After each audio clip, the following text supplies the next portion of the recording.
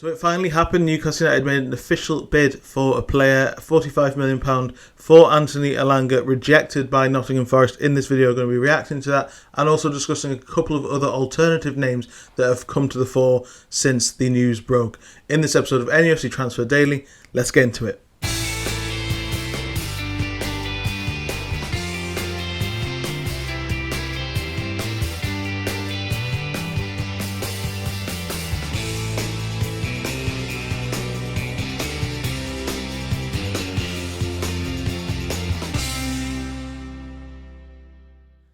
Hello and welcome back to my YouTube channel. Please continue to subscribe, like, share the videos on the channel because it's really growing and I'm really pleased with it. Today we're going to be discussing Anthony Elanga after Newcastle United had a bid rejected of £45 million by Nottingham Forest. I'm going to give my reaction to that and also discuss, as I said, a couple of alternative names that emerged afterwards from Keith Downey on Sky Sports News. The bid, £45 million. Everyone knows my misgivings about Elanga in the situation. I think he's an incredibly good player. 17 goal contributions last season, 14 the season before, 23 years old. So much pace to burn, skillful, good attitude, hard worker, excellent player all round. I think that's absolutely fair. But the fact that he's right-footed and the lack of inversion on that side is a concern.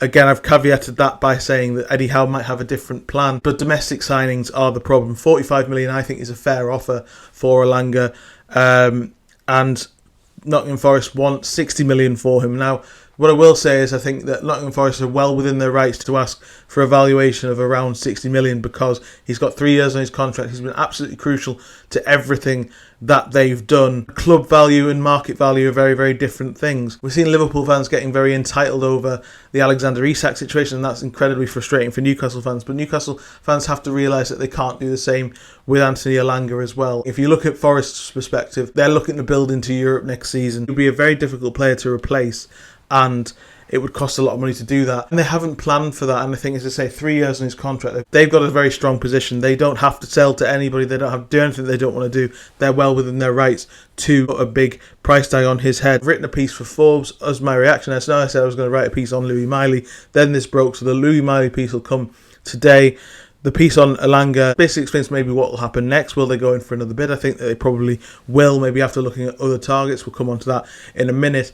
But it's more about they can't repeat what they did with Mark Gahey, where they get into a very public courtship of the player with a club that actively doesn't want to sell and isn't interested in selling. And that's kind of how it feels like it's shaping up. I think there will be another bid, maybe closer to 50 million. Maybe there will be a compromise. We'll see how that goes. I think Anthony Elanga is very keen on the move. That's why Newcastle have made the bid. As I explained, bids don't tend to happen unless players have indicated whether they want to go or not, at least in a little bit of, the agents have sort of encouraged it a little bit. That tends to be how these things work. So I think Newcastle may look at this again, but they've also got other targets in mind as discussed. It's a positive first bid. I know lots of people are getting frustrated because the first time anything like this emerges, Newcastle have not made a breakthrough and there's already frustration growing, which we've discussed why so many times. But it's a strong offer. For me, it's that's what he's worth. That's maybe as far as I would go, possibly to 50 million without looking at other targets first. I think they may well return, but I would imagine that they'll look at potential alternatives before, and that's the difference between Gahey and the Elanga situation, is they didn't really look elsewhere. They made a late bid for Tapsoba. They should have moved on quicker, I think, from Gahey than they did, and that was very vocal about that on this channel and in articles I've written and on True Faith and everything. I've been extremely vocal of my frustration about how Newcastle went about their business with Gahey. They can't afford to do the same thing again with Elanga, and they won't do that. I think we've discussed so many different right-wing options that are genuinely on their list. They've been quoted, apparently according to Athletic, £70 million for Antoine Semenyo. Tottenham have as well. So if they think it's going to be frustrating going for Elanga, they shouldn't turn their attention to Semenyo. There's other options on the table as well. We've discussed Magnus Akliouche, we've discussed Takefusa Kubo, we've also discussed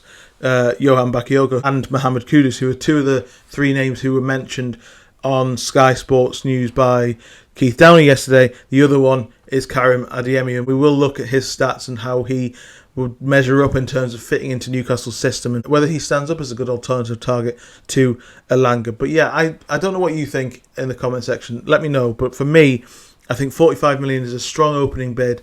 And just think about this window in isolation. Don't think of it against the backdrop of having not signed players for 3 straight windows and the fact that Newcastle are perceivedly falling behind rivals, because that isn't really true. I mean, only Manchester United have done loads of business, Man City as well, and Liverpool, who are, for me, Newcastle aren't really in the same bracket, as they're not going to be challenging for the title next season. So direct rival, potentially, you're looking at Manchester United, maybe Chelsea as the clubs who've done the business. But a lot of that business has been release clauses and players that Newcastle have also been in for. If you look at Delap and Mbumo, who obviously made his choice clear that he wants to join Manchester United. If you look at this window in isolation, they've spoken to João Pedro, they've spoken to James Trafford, they've now made a bid for Elanga of a decent amount of money that I think market value wise is about right, but as I say, club value is very, very different, because the other club has to then replace that player, find a player who's as effective as he is.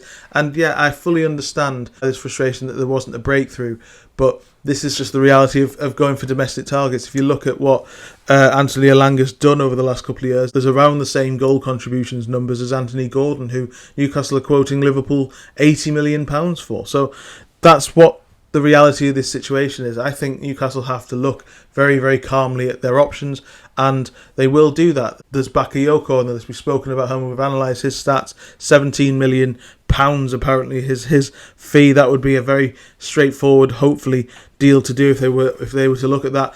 That is apparently on the radar, and therefore a reason maybe to not get too worked up about this Elanga bid.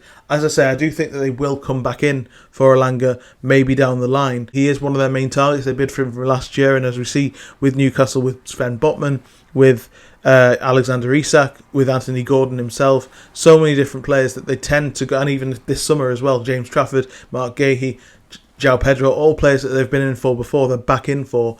Elanga's very much along those lines. When they find a target, they do like to go and try and get them as much as they possibly can. I wouldn't be surprised if Newcastle aren't put off by this, and they may look for a compromise of around 50 million, maybe something 50 rising to 55, something like that. That's not me having any prior knowledge, that's just me looking at it objectively at the situation. I think that is likely, but Nottingham Forest have no need to sell. He's got 3 years on his contract, and they're in Europe. They're looking up. The thing that Newcastle have to remember is that they cannot get dragged into another public saga, which they really do want to avoid. So yeah, we'll look at Karim Adeyemi and his stats. As you can see here, extremely good with non-penalty goals, 95th percentile there. 87th percentile for successful take-ons, 71st percentile for progressive passes. Lots of green lines here. Interceptions, aerial duels won, both in the 70s. As I say, plenty of green lines. 83rd percentile for assists, shots total 82nd percentile, 89th percentile for non-penalty expected goals and expected assists. An excellent player. He's got 5 goals in 10 Champions League games last season, 7 goals in the Bundesliga, 6 assists as well. Decent numbers. 23 years old, 6 foot tall, around 75 kilos, so very similar physical profile to Anthony Gordon. Crucially, a left-footed player, inverted winger on that side as well. And we've seen him in the Champions League a couple of years ago when Newcastle played Dortmund in Dortmund, when I was actually at Signal Iduna Park. He was absolutely brilliant that day. He was the best player on the pitch, really drove them forward on the counter-attack. He's very, very skillful, great on the ball. Would be a very good option if the price was right, I think, as well. Yes, we've discussed Bakayoko and Kudus as well, so there's plenty of options out there. My thought is that Newcastle will take a breather from now from Elanga. They know where they are with Nottingham Forest. They clearly felt that after the inquiry that there was enough reason to bid for the player, that they weren't completely shut down, but also at the same time, Nottingham Forest do not need to sell and do not want to sell. As Newcastle are well aware, with this speculation over a move from Liverpool for Alexander Isak, if they don't want to sell and they don't have to sell with 3 years on the contract, they're in an extremely strong position. So Newcastle, if they want Elanga, and I think they really, really do, obviously there's a lot of evidence to suggest that he is their main winger target, then they'll probably go back in for him. But Adeyemi looks like an excellent alternative. Bakayoko is an excellent alternative, who we discussed. Akleusha as well. Kubo. And then the names who have previously been linked, like Semenyo and Kudus, who've been watched as well. The João Pedro deal, by the sounds of it, is separate, so they could both arrive. I would say that this is overwhelmingly a positive thing that Newcastle have made this bid, gone for what is, in my opinion, his market value. They've come up against a team that don't want to sell. It's very rare that a first bid is accepted, especially at this early stage in the transfer window. So don't get too downhearted on it, I think. But we'll also see where Newcastle go from here. I will touch on the report from Martin Hardy that Newcastle are looking to increase Alexander Isak's contract to make him the highest paid player in the club. I think we already kind of knew that. In July, the contract talks will start. There's a lot of speculation that's emanating from Liverpool fan sites, and there's talk that he would like to move if the option was there. But I think there's a lot of context around whether Alexander Isak would want to join Liverpool. The reality is, and I think Jamie Carragher said this about the Liverpool squad with regards to Real Madrid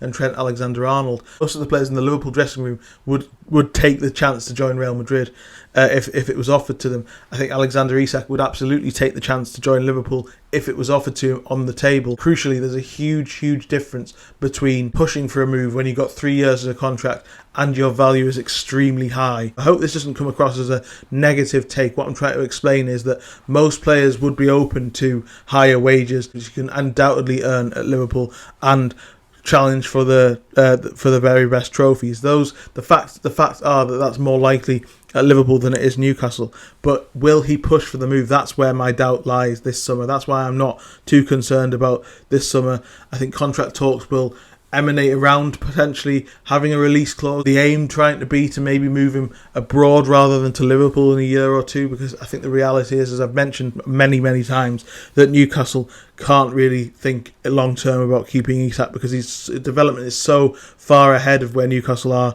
even now. But this summer, I wouldn't worry about it too much. He's very comfortable at Newcastle, and also the club is in a very strong position to keep him and also have conversations over a new contract. Whether that transpires, as I say, it's a really crucial contract for him. Let's see. But I wouldn't be too concerned about the news about Isak and Liverpool and all of that, because this summer is very unlikely. Thanks so much for joining me on today's episode of NUFC Transfer Daily. I'll be back tomorrow with another one. Great news that Newcastle have made a move for Anthony Elanga. I know it's been rejected, but there are plenty other players on the target list. We've just analysed Adeyemi. I think he'd be an excellent option, and I'll also link my piece on Elanga down in the description, and I'll see you tomorrow for another episode. Cheers.